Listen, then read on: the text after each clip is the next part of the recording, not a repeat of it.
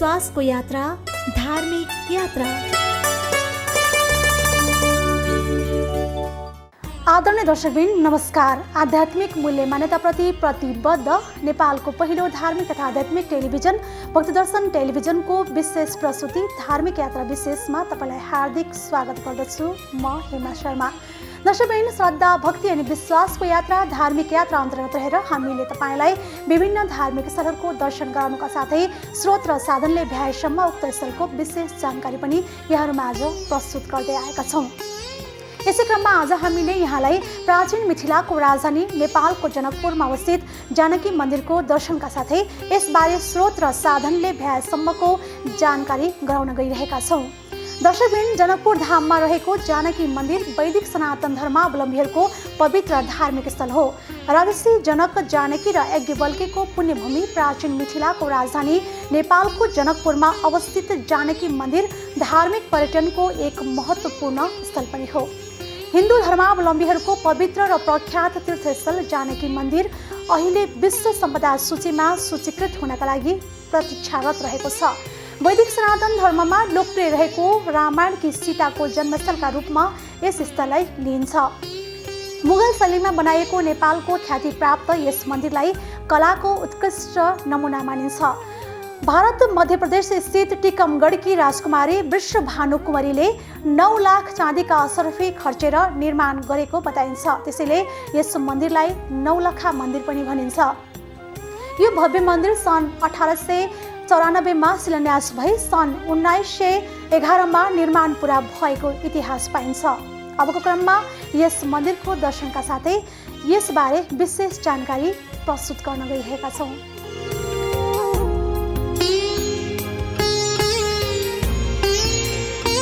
जनकपुर धाममा रहेको जानकी मन्दिर वैदिक सनातन धर्मावलम्बीहरूको पवित्र धार्मिक स्थल हो। राजश्री जनक, जानकी र यज्ञवल्क्यको पुण्यभूमि प्राचीन मिथिलाको राजधानी नेपालको जनकपुरमा अवस्थित जानकी मन्दिर धार्मिक पर्यटनको एक महत्त्वपूर्ण स्थल पनि हो।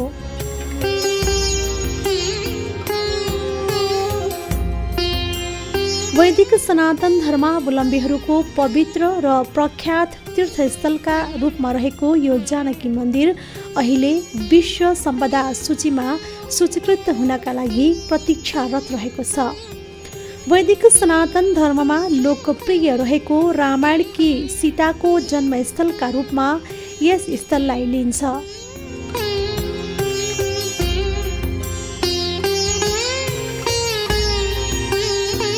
यस मन्दिरलाई नेपाल सरकारले विश्व सम्पदा क्षेत्रमा सूचीकृत गर्न प्रयास जारी राखेको छ।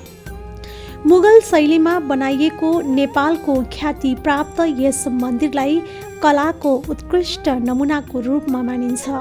प्राचीन मिथिलाको राजधानी जनकपुरमा अवस्थित जानकी मन्दिर विश्वभरका वैदिक सनातन धर्मावलम्बीहरूको आस्थाको केन्द्रका रूपमा रहेको छ।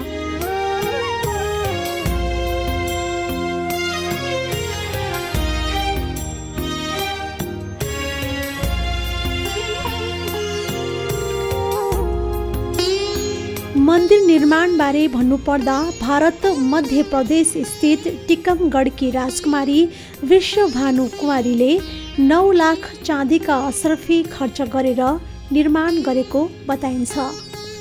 त्यसैले यस मन्दिरलाई नौलखा मन्दिर पनि भनिन्छ।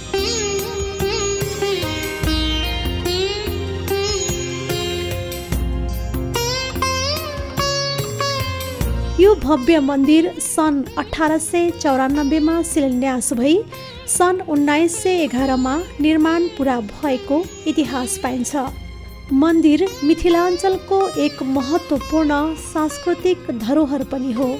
धार्मिक र सांस्कृतिक हिसाबले सम्पन्न मैथिली सभ्यताको धरोहरका रूपमा जानकी मन्दिर रहेको छ।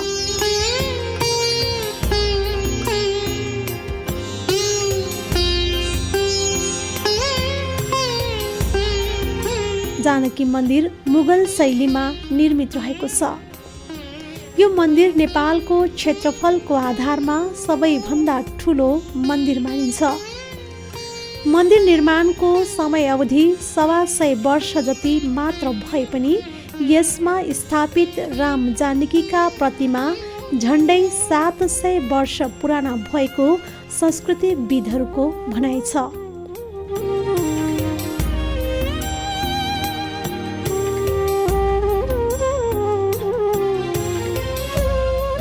विक्रम सम्वत 1417 भारतको राजस्थान स्थित लोहागढबाट जनकपुर आएका आदि महन्त सुरकिशोर दास वैष्णवले राम जानकीको प्रतिमा फेला पारेको कथन छ।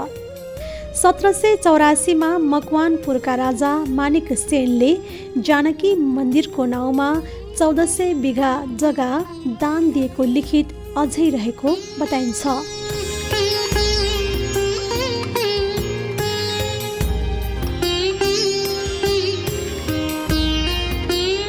प्रत्येक वर्ष नेपाल लगायत मुख्य गरी अन्य दक्षिण एसियाली मुलुकहरू, भारत, श्रीलङ्का बाहेक अन्य राष्ट्रहरूका हजारौंका सङ्ख्यामा तीर्थयात्री यस जानकी मन्दिरको दर्शन तथा अवलोकन गर्न आउने गरेका छन्।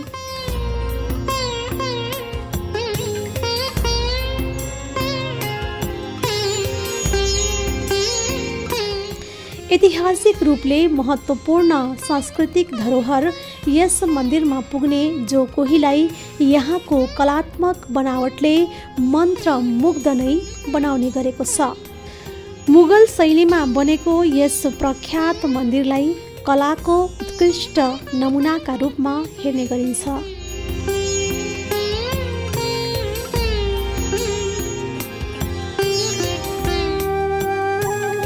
प्राचीन मिथिला राज्यको राजधानी जनकपुरमा अवस्थित यो मन्दिर विश्वभर रहेका वैदिक सनातन धर्मावलम्बीहरूको आस्थाको केन्द्रका रूपमा प्रख्यात रहेको छ। मन्दिरको वार्षिक क्यालेन्डर अनुसार जन्मदेखि मृत्युसम्मका प्रायः सम्पूर्ण क्रियाकलाप मिथिला विधि अनुरूप हुने गरेको छ।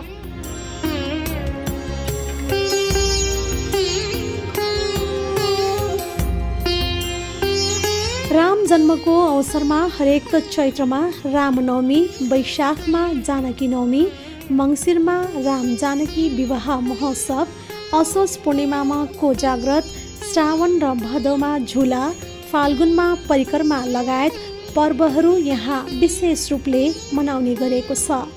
त्यसमध्ये जनकपुर धाममा प्रत्येक वर्ष विवाह पञ्चमी महोत्सव विशेष रूपले मनाउने परम्परा छ।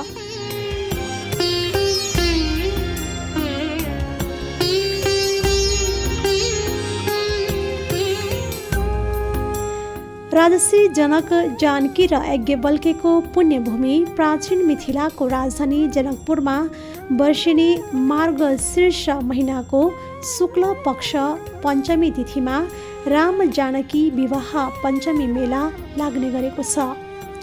राम जानकी विवाह पञ्चमी महोत्सव अन्तर्गत जनकपुर धाममा सप्ताहव्यापी कार्यक्रम सञ्चालन गर्ने गरिएको छ।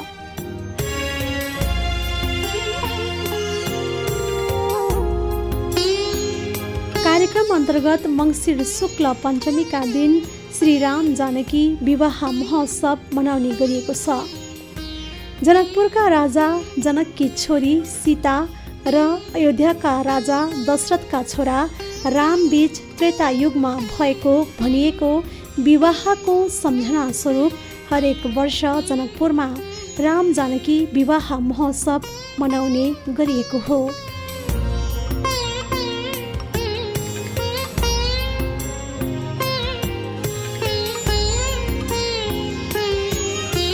सप्ताहव्यापी विवाह पञ्चमी महोत्सवमा पहिलो दिन जनकपुर नगर दर्शन, दोस्रो दिन फुलबारी लीला, तेस्रो दिन धनुषभङ्ग, चौथो दिन मटकोर, पाँचौं दिन तिलकोत्सव, छैठौं दिन वैवाहिक कार्यक्रम तथा सातौं दिन राम कलेवा विधिका साथ महोत्सव सम्पन्न हुन्छ।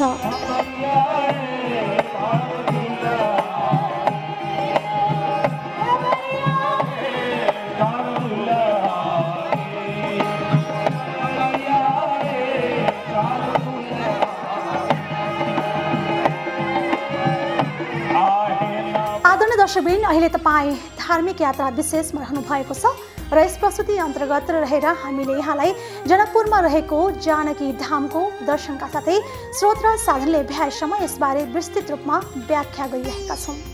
दर्शकबिन शीतोपख्यान उत्तरार्धमा सीता स्वयंवरका बारेमा उल्लेख भए अनुसार आश्विन पूर्णिमाका दिन अयोध्या नरेश महाराज दशरथ नन्दन राजकुमार श्री रामचन्द्रले प्राचीन शिवधनुषलाई भाँचेको र त्यसपछि मार्ग शुक्ल पञ्चमी तिथिमा श्री राम जानकीको शुभ विवाह भएको प्रसङ्ग उल्लेख रहेको छ।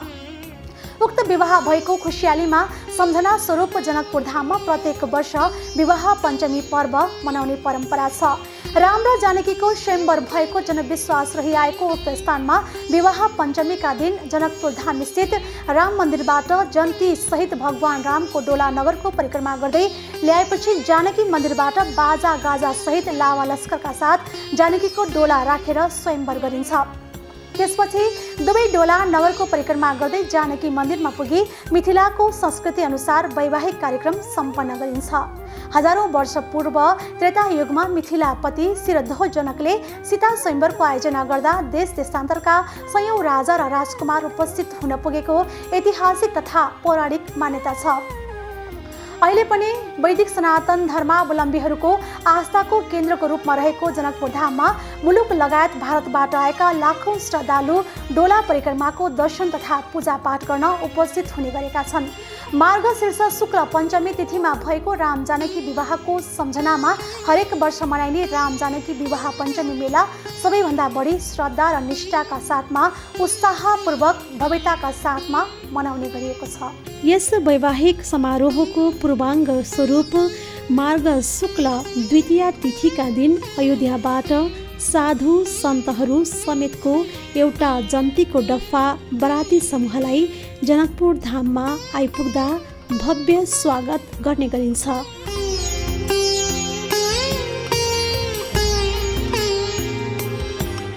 अयोध्याबाट आउने जन्ती समूह बराती समूहलाई यस अघि नै नेपाली सीमामा प्रवेश गर्न साथ मटिहानी जलेश्वर पिपरा लादोबेला र जनकपुर धाममा भव्य तथा हार्दिक स्वागत तथा अभिवादन गर्ने परम्परा छ।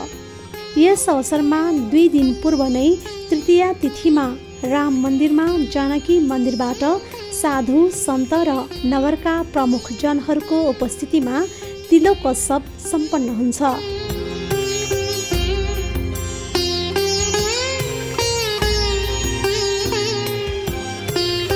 त्यसको भोलिपल्ट चतुर्थी तिथिको सन्ध्यामा मिथिला परम्परा अनुसार कन्या पक्षका तर्फबाट गरिने मटकोर कर्म गङ्गा सागरमा पुगेर निर्वाह गरिन्छ।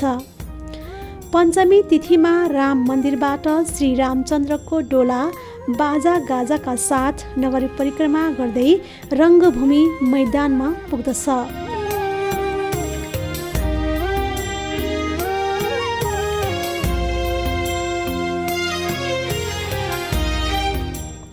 त्यहाँ पहिलेदेखि नै जानकी मन्दिरबाट जानकी माताको मूर्ति सुसज्जित मण्डपका साथ मन्दिरका महन्त साधु सन्त र समाजका प्रबुद्ध नागरिक सम्मिलित शरियाती दल घर गाउँले समूह वा माइती पक्षद्वारा स्वागत अभिवादनका साथै राम मन्दिरबाट पुगेको डोलालाई जानकी मन्दिरबाट पुर्याइएको मण्डपद्वारा 5 पटक परिक्रमा गराएर श्री रामचन्द्रलाई पुष्पहार अर्पण गरिन्छ।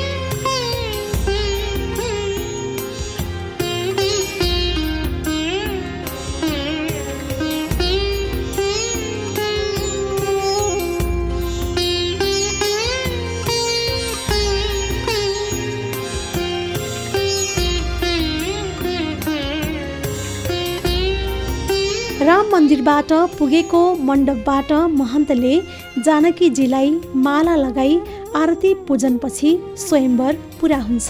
त्यसपछि राम मन्दिरको मण्डप अगाडि राखेर सबै पछि लाग्दछन् र जानकी मन्दिर पुर्याएर आरती पूजन गरिन्छ।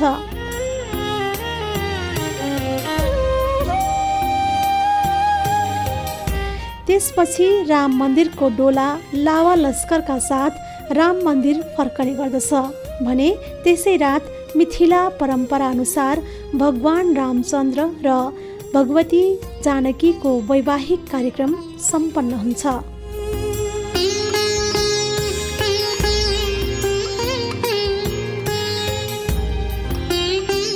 विवाह महोत्सवमा आमन्त्रित जन्तीलाई विवाह पञ्चमीको भोलिपल्ट राम कलेवा विधि सम्पन्न गरेर मिष्टान्न परिकार खुवाउनुका साथै उपहार, दान दक्षिणा, वस्त्र आभूषण सहित बिदाई गर्ने प्रचलन रहेको छ।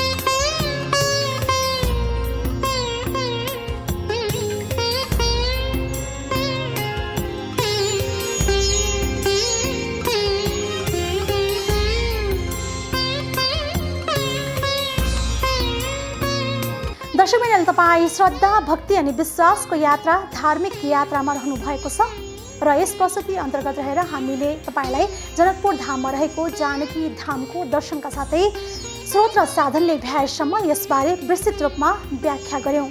आजको लागि प्रस्तुति यति नै। आगामी कार्यक्रममा पुनः एक नयाँ धार्मिक स्थलका साथमा उपस्थित हुनेछौँ। सामाजिक सञ्जाल मार्फत हामीसँग जोडिनका लागि फेसबुक तथा ट्विटरमा लाइक तथा फलो गर्न सक्नुहुनेछ भने युट्युब मार्फत पनि हामीलाई प्रत्यक्ष हेर्न सक्नुहुनेछ। त्यस्तै कुनै सल्लाह सुझाव तथा प्रतिक्रिया भएमा भक्तिदर्शन@kmountaintv.com मा हामीलाई पत्राचार गर्न सक्नुहुनेछ। आध्यात्मिक मूल्य मान्यताप्रति प्रतिबद्ध भक्तिदर्शन टेलिभिजन हेर्दै रहनुहोला। नमस्कार।